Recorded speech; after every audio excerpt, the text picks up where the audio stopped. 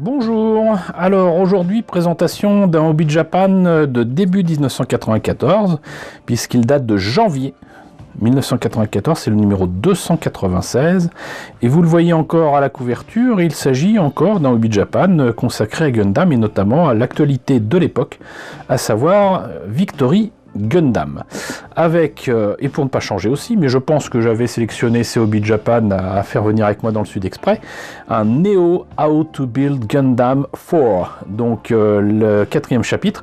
Ils se sont décidés à appeler ça le Neo How to Build, alors que au départ c'était juste How to Build la dernière fois. Donc je crois qu'on a raté le 3e chapitre, je l'ai peut-être quelque part, mais ça on verra ça une autre fois. Désolé, je ne vous présente que ce que j'ai avec moi dans le sud, mais c'est peut-être quelque part à Paris. Voilà, il y a un trésor de Hobby Japan qui traîne quelque part.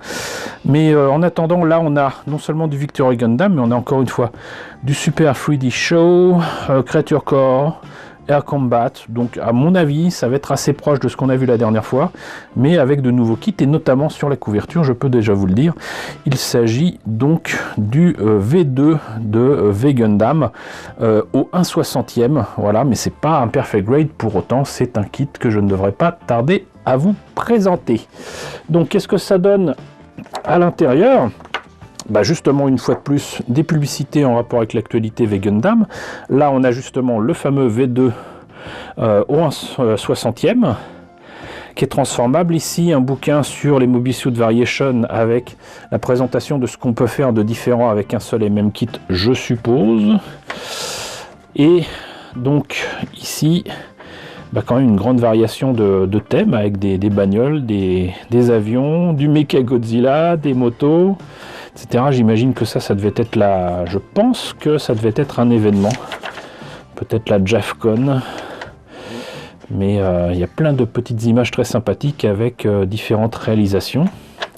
Mais là, voilà, on rentre dans le vif du sujet avec Neo How to Build Gundam. Alors ça me fait très plaisir parce que là, on voit beaucoup de modèles que je serai amené à vous présenter. Certains ont été montés il y a très longtemps, mais pas encore peints, donc ça sera l'occasion. Mais on voit l'Abigor, le Shaitarn, le Rikshokyu, le Zolidia. Le Zolidia au 144, il me semble que je vous l'avais présenté, peut-être pas la version ici présentée en noir. Mais là donc on a le V2 Assault Gundam, alors ça je crois que je vous l'ai présenté en vidéo déjà il y a peut-être 2 ou 3 ans. C'était le preview, c'est pour ça que les couleurs sont un peu bizarres. Et là on le voit avec une superbe photo avec le Zolidia qui le surplombe.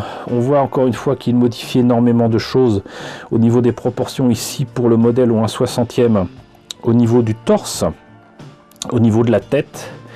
C'est tellement souvent la même chose que je me demande pourquoi Bandai n'a pas plutôt modifié leur kit pour qu'il soit enfin correct au niveau des proportions. C'est complètement dingue. Mais il y a quand même des bons conseils. Et là on voit donc toutes les pièces qui sont modifiées. Il y a même apparemment du balsa ou du bois qui est utilisé ici pour certains détails des tuyères, on va dire, ou quoi. Les armes, l'arrière, le core fighter. Et là on voit la différence justement, je pense, avec un modèle proposé ici au 1/100e par rapport au 1/60e. Ça aurait été encore plus rigolo avec du 1/144, mais on voit quand même un petit peu la différence de taille significative, et vous le verrez bientôt quand je vous présenterai la maquette en question. Et je trouve vraiment superbe, trop propre mais superbe quand même. Donc voilà ce que ça donne ici. Et là donc on a, alors si je me rappelle bien, je me rappelle déjà plus du nom, vous voyez, c'est le Abigor je crois. Si c'est pas le Abigor, c'est le Shaitarn, je crois que c'est le Shaitarn. Et là pareil, un gros morceau, vraiment c'est un gros mobile suit, il n'est pas spécialement beau mais il est gros.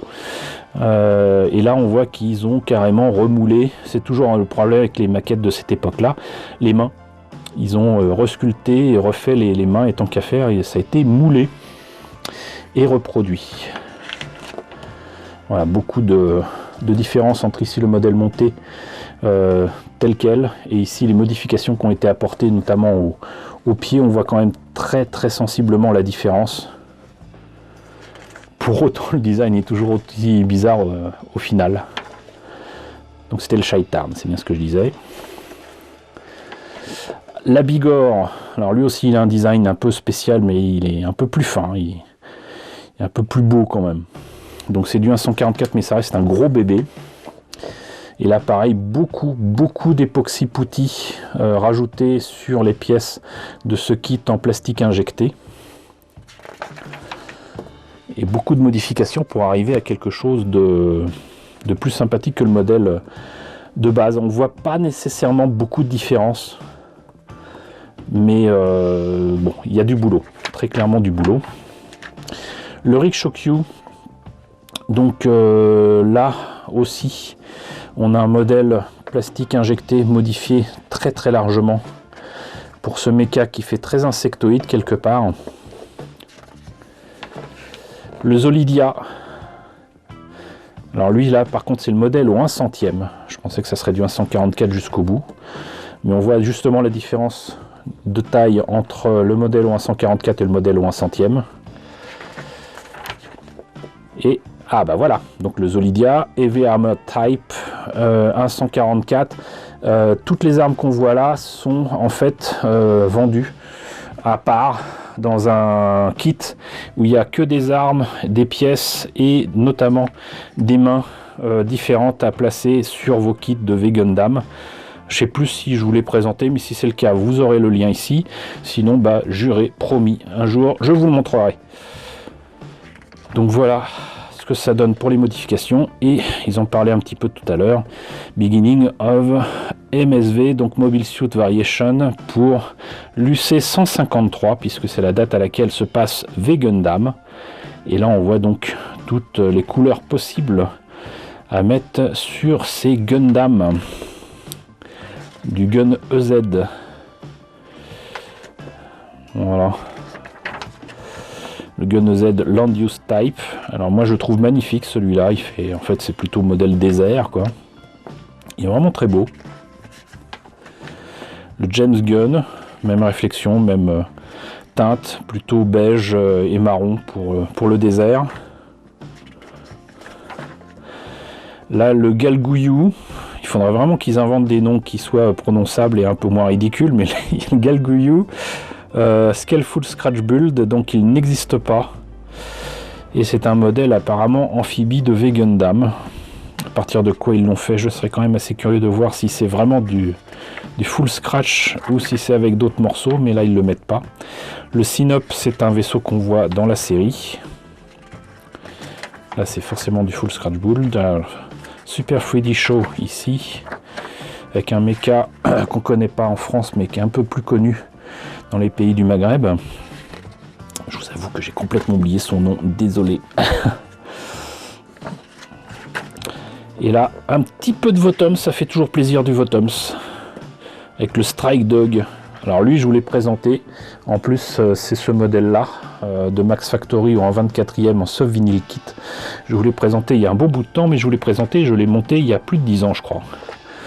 Là, c'est des modèles, par contre, au 1/60e. C'est tout petit, mais de qualité. Et ça permet, comme vous le voyez, de faire des dioramas quand même assez complets. Et comme c'est une petite échelle, bah, c'est parfait. Grasshopper. Et là... Might Gain, c'est une série qui nous échappe totalement en France, mais qui a eu tellement de succès au Japon et ailleurs qu'on a eu droit quand même à des jouets pirates en France. Et là, c'est les personnages de Might Gain, avec quelques jeunes filles fort peu habillées parce que sinon c'est pas drôle. Du Godzilla. Là, je suis désolé, j'arrive toujours pas à lire le nom de ce super-héros métallique. Donc ça, c'est les work in progress et tout ce qu'ils ont à raconter sur ces garage kits. Là, c'est de la pub. Est-ce qu'on a autre chose là? Petite figurine sympathique. Apparemment, je pense que c'est tiré d'un jeu. Hudson Soft, à mon avis, c'est un jeu ça.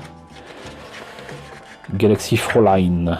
Là, c'est clairement un jeu, puisqu'il s'agit de Mai Shiranui. Et là, on a du Masamune Shiro. Avec, si je me rappelle bien, c'est un personnage du manga Orion. Là, du Sailor Moon, ça m'a l'air d'être des grandes figurines en soft vinyle, mais qui manquent singulièrement de détails. Mais vous voyez un petit peu la taille, c'est 2 fois plus grand qu'un Hobby Japan, c'est une grosse échelle. Hein. Là, c'est un personnage qui a été créé spécialement donc par Tatsuya Egawa.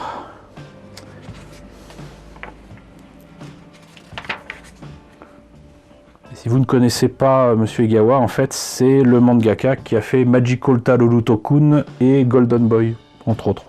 Ce qui explique pourquoi il présente quand même des personnages féminins, comment dirais-je, fort amènes et fort sympathiques. Puis ça continue avec des personnages féminins toujours aussi sympathiques, voilà. Et étrangement, on passe directement à Godzilla. Voilà, la transition est un peu étrange. Mais c'est comme ça, avec Mechagodzilla, qui est absolument super. Moi, j'adore la version Mecha de Godzilla. Peut-être parce qu'il y a Mecha dedans, je sais pas. Du Ultraman. Du Japan Extra, ça faudra que je vous en présente un de ces 4. Et on continue là sur des work in progress, des articles, des photos de voitures. Là, je pense que c'est le coin. Oups, ça s'est ouvert d'un coup. Il est bien abîmé maintenant, super. Certainement la partie des lecteurs, le Spitfire, donc la partie avion. Ah, intéressant, là il s'agit de The Cockpit. Il s'agit en fait d'une série d'OEV de Leiji Matsumoto avec des histoires, mais en rapport avec la Seconde Guerre mondiale.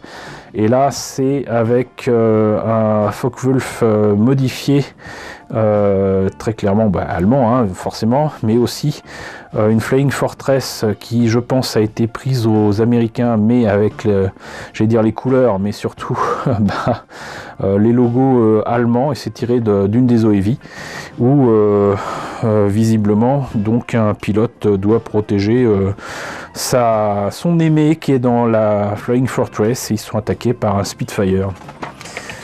Voilà, ces OEV là, si vous ne connaissez pas, je vous les conseille fortement. Donc du coup c'est tiré d'un animé.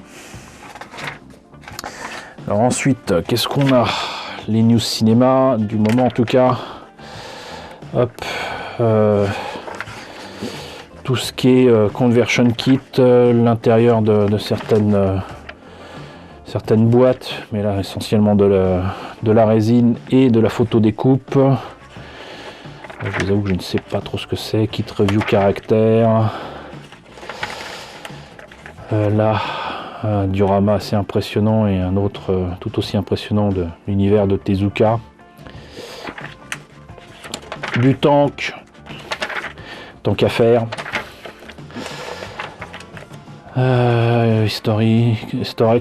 Historics World. Ok. Créature encore donc de Yasushi Nirasawa.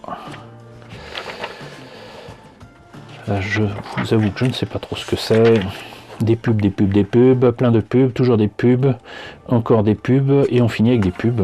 Et voilà pour ce numéro de janvier 1994 de Hobby Japan, et que j'ai acheté à l'époque à 139 francs quand même, hein. C'est pas rien, 139 francs. Donc voilà, écoutez, j'espère que ce petit voyage dans le temps avec ce numéro de janvier 1994 vous a intéressé. N'hésitez pas à me dire ce qu'il en est dans la section commentaires, n'hésitez pas à liker, c'est très important, n'hésitez pas à partager, n'hésitez pas à vous abonner si ce n'est pas déjà le cas. Coucou aux nombreux abonnés qui nous ont rejoints ces derniers temps, bienvenue ici. Coucou aux grands anciens qui me suivent depuis 5 ans. Merci à tous de votre fidélité, merci à tous de votre soutien sur Tipeee et sur Paypal. Surtout prenez soin de vous, surtout en ce moment. Je vous laisse avec la liste des contributeurs de la chaîne. Joyeuse Pâques aussi. Et je vous dis à très bientôt pour la présentation d'un nouveau magazine Hobby Japan.